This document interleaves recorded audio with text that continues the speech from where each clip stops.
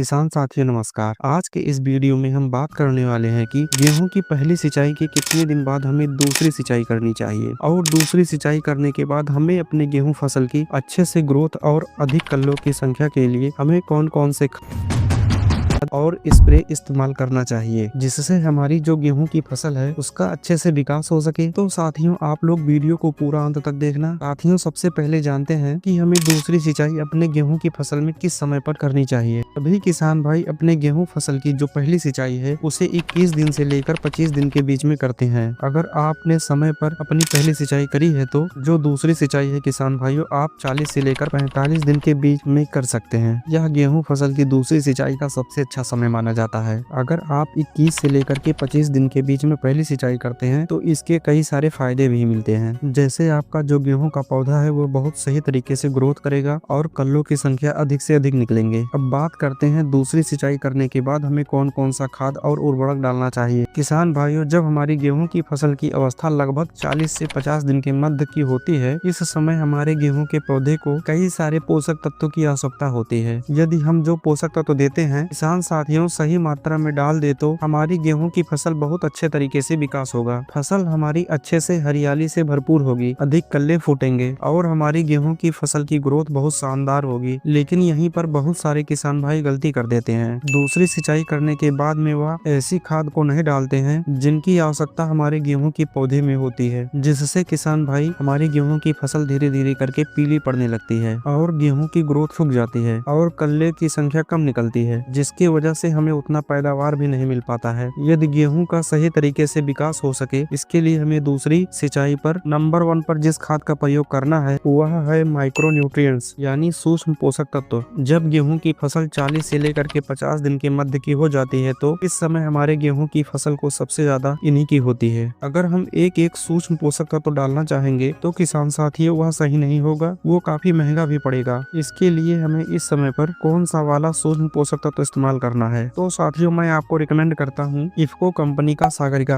आप इसका प्रयोग कर सकते हैं। यह एक बेहतरीन माइक्रो न्यूट्रिएंट है। इसमें सभी प्रकार के मुख्य सूक्ष्म पोषक तत्व मौजूद है जिनकी आवश्यकता इस समय पर हमारे गेहूं की पौधे को होती है, उन सभी की पूर्ति होती है। इसके साथ ही हमारे गेहूं के फसल में अन्य कई सारे फायदे होते हैं। सागरिका समुद्री शैवाल द्वारा निर्मित खाद है। इसको डालने से सबसे पहले हमारी जो मिट्टी है उसकी उर्वरक क्षमता बढ़ती है और मिट्टी भुरभुरी होती है। अगर हमारी गेहूं की फसल का ग्रोथ रुक गया है और कल्ले कम फूट रहे हैं, गेहूं की फसल पीली पड़ने लगी हो तो बहुत ही कम समय में आपकी गेहूं का जो ग्रोथ है वह बहुत तेजी से बढ़ना शुरू हो जाएगा। यदि कल्लों की संख्या कम है तो तेजी से कल्लों का फुटान शुरू हो जाएगा और यह सबसे खास काम करेगी। और यह किसान भाइयों जो प्रकाश संश्लेषण की क्रिया है उसको भी नियंत्रित करेगी, जिससे किसान भाइयों हमारा जो गेहूं का पौधा है उसमें अधिक मात्रा में फुटान होगा और अधिक मात्रा में टिलरिंग होगी और इसके प्रयोग से जड़ों का विकास बहुत जोरदार तरीके से होना शुरू हो जाएगा और जड़ें गहराई तक फैलेंगी और गेहूं की फसल पूरे तरीके से हरी भरी दिखाई पड़ेंगी।